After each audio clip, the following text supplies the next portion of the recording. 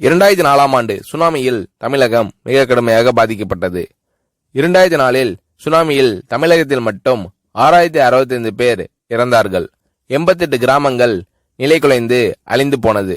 இந்த சூழ்நிலையில் அம்மா அவர்கள் எடுத்த நடவடிக்கையால் 10 கிராமங்களுக்கு ஒரு அமைச்சர், ஒரு IAS அதிகாரி, ஒரு PRO என்ற ஒரு குழுவை அமைத்து உலக வரலாற்றிலேயே இது போன்ற மீட்பு நடவடிக்கை இருந்திருக்காது என்ற அளவில் 3 நாளில் பாதிக்கப்பட்ட கிராமங்களுக்கு மின்சாரம் வழங்கப்பட்டது.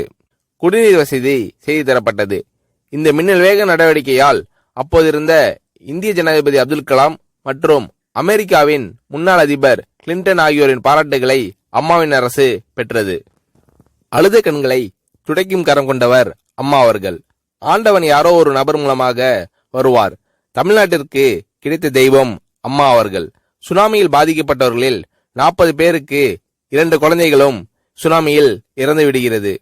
அந்த 40 பேரும் ஏற்கனவே கருத்தடை ஆபரேஷன் செய்திருக்கிறார்கள். பெற்றோர்கள் மட்டும் உயிர் பிழைத்திருக்கிறார்கள். உயிர் பிழைத்தவர்களுக்கு இனி குழந்தை கிடையாது என்ற நிலையில் அவர்களுக்கு கருணைவு ஆபரேஷன் செய்து அவர்களில் பல பேருக்கு குழந்தை பிறந்து அந்த குழந்தைகள் இன்று பள்ளிக்கு சென்று கொண்டிருக்கிறார்கள். நாகப்பட்டினத்தில் அம்மா அவர்கள் மீனவர்களை சந்தித்த போது மீனவர்கள் கதறி அழுதார்கள். அவர்களிடம் அம்மா அவர்கள், நான் இருக்கிறேன், நீங்கள் கவலைப்படாதீர்கள், இழந்து போன உயிரை தவிர மீதி அனைத்தையும் நான் உங்களுக்கு தருவேன் என்று அவர்களுக்கு தேவையான அனைத்து உதவிகளையும் செய்து தந்தார் அம்மா அவர்கள்.